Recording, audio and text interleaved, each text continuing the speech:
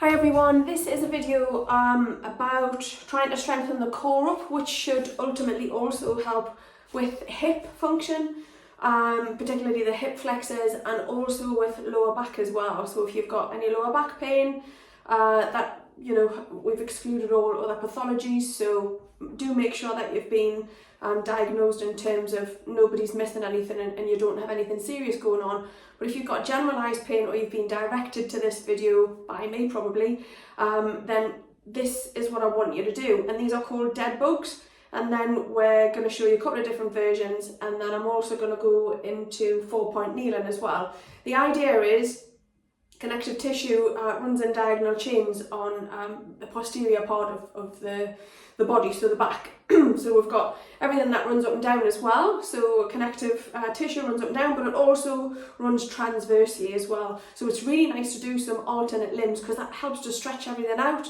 But predominantly what it's doing is it's really testing the core when we're in that position as well. Dead important, especially with the first one, that our back is flat into the bed or the floor or wherever you're doing them. But I'll show you what I'm on about. So I'm going to get flat on the bed or probably on the floor if you're doing it at home. I want to make sure that my spine doesn't come up, so I don't want to be rounded in the spine. What I need to make sure is that the lower back always has contact with the surface that you're lying on. And then we're going to have the legs at 90 degrees and we're going to have the arms up. Now this, when you first do it, is a bit of a coordination nightmare, and it takes a little while for some people to actually get to grips with it. What I want us to do to start with is take the right hand away and tap the left foot and then bring back, and then the opposite. Yeah, so you're tapping the thumb and the foot on the floor. And that is the first version, bringing the legs back to the starting point each time. So that's the first version. Second version is where we're going to take the leg as a long lever and bring it back. Long lever and bring it back. We're not going to touch the floor or the mat or the bed. We want to try and keep that suspended so that you really work on the core quite substantially. Then we're going to have the legs straight up. And this is exactly the same, but as you can imagine, we're just using long legs. So we're going to take this away and back up, and this away and back up, and this away and back up. And you don't want to do huge amounts of these to start with because you'll find that you'll fatigue quite quickly.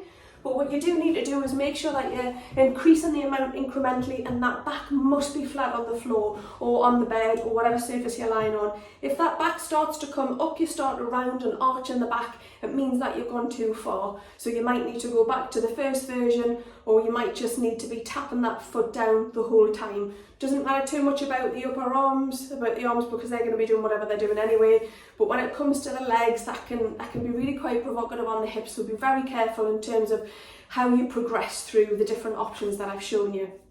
Second of all is 4-point kneeling. So it is hands underneath shoulders, knees underneath hips. If we look back to the knees, we should be able to get a fist width between, and no more, no less.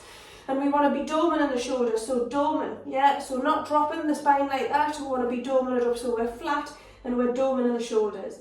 Then the idea is we're going to take the little pinky of the right hand and push it away, and then slide the toe. That's going to make contact with the floor still, and each one is going to go away from each other as much as possible. So that little pinky is trying to get away from that big toe as much as possible, but as you can see, everything else is still the same. So I am stacked up in my hips, so the hips are driving down towards the mat still, or the floor, or whatever you're on, and I'm not tilting, and I'm not moving it up like this either. So we need to be nice and still, but we're stretching each time.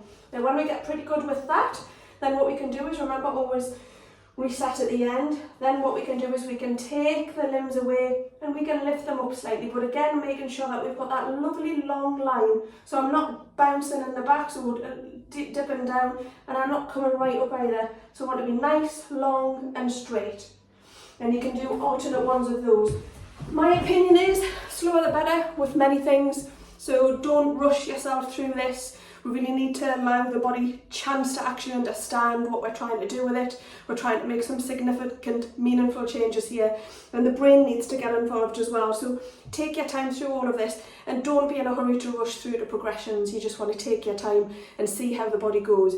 It might be that you only do 5 of each, so 5 dead bugs, whichever version you want to do, maybe 5 alternate 4-point kneeling, and then you can build it up from there. Always make sure that you're okay the next day, that you haven't fatigued yourself too much, and then you can start adding a few more repetitions on each time, and maybe do several throughout the day.